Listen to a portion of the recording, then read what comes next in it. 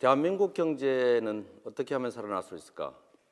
모든 국민들의 관심사일 겁니다. 어떤가요? 경제라고 하는 게 순환 아닙니까? 제가 예를 하나 들어보겠습니다. 어느 마을에 완전한 경기 불황이 왔습니다. 모든 가게들의 손님이 하나도 없습니다. 근데 그중에 그 마을에 여행객이 하나 도착했습니다. 그 여행객이 호텔에 10만 원을 냈습니다. 예약금으로. 그러자 이 호텔 주인이 오랜만에 받는 현금이기 때문에 그동안 수리하지 못했던 침대를 수리하기로 했습니다. 그래서 침대 가게에 호텔 방 수리를 요청했습니다. 그리고 10만 원을 지급했습니다. 이 침대를 담당하던 그 가구점 주인은 오랜만에 보는 돈이라 이번에는 고기를 좀 사 먹어야 되겠다 라고 해서 식육점에 가서 고기를 10만 원어치 샀습니다. 이 식육점 주인도 오랜만에 10만 원을 받아보기 때문에 그동안에 못 먹어봤던 통닭을 먹어보기로 했습니다.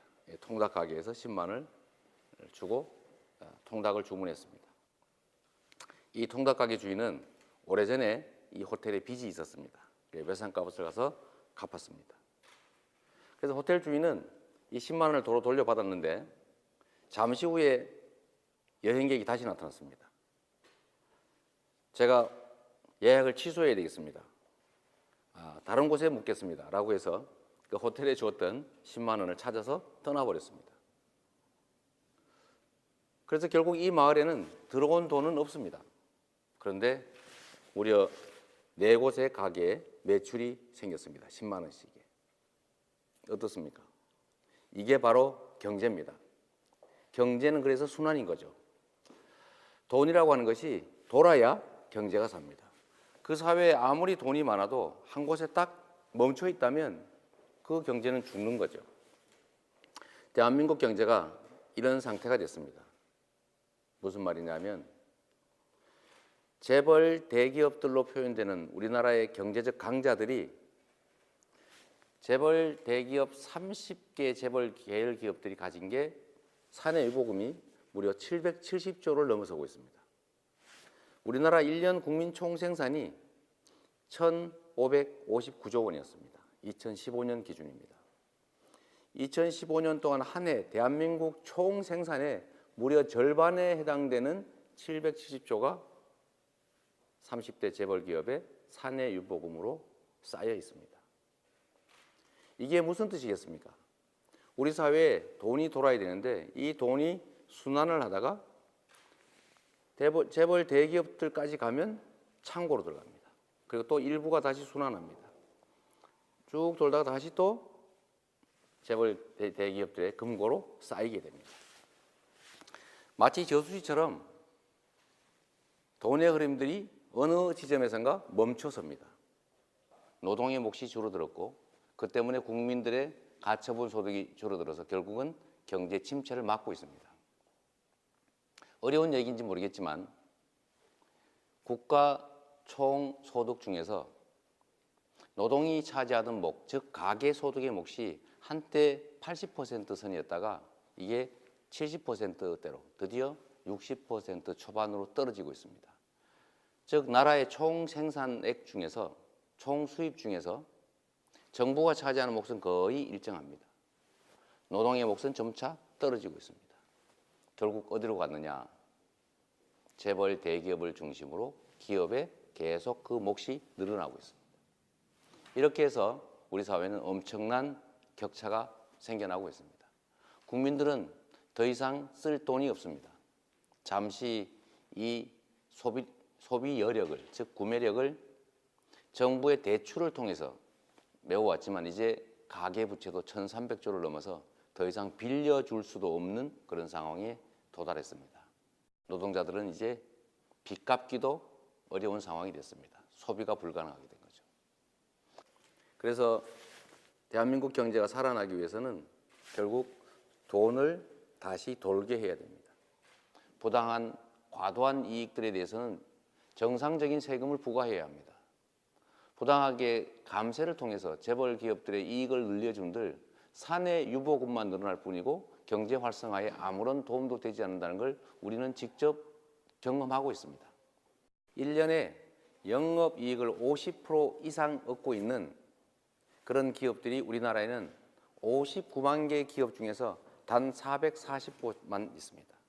이 단 440곳의 대기업들에게 500억을 넘어가는 초과 영업이익에 대해서만 8% 정도의 증세를 하면 15조 원 정도 연간 평균으로 만들어낼 수 있습니다.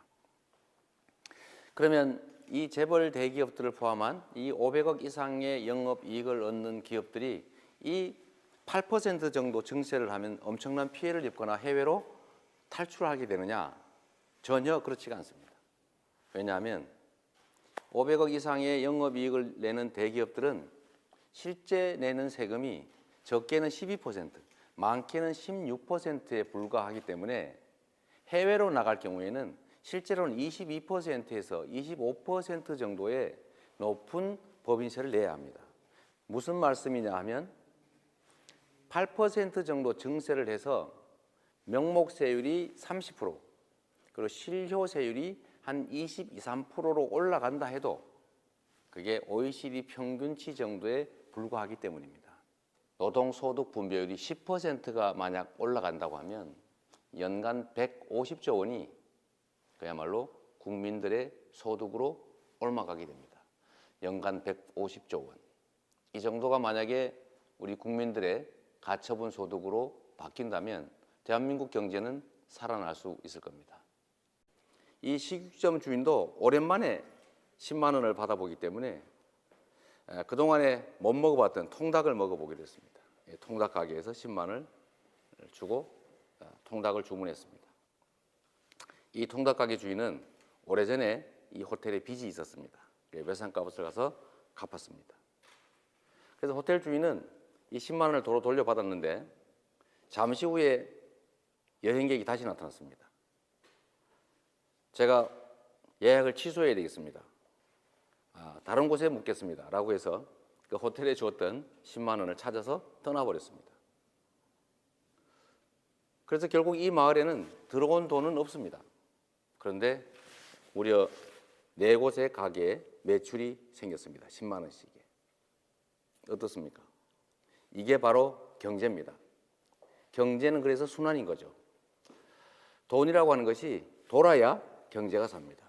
그 사회에 아무리 돈이 많아도 한 곳에 딱 멈춰 있다면 그 경제는 죽는 거죠. 대한민국 경제가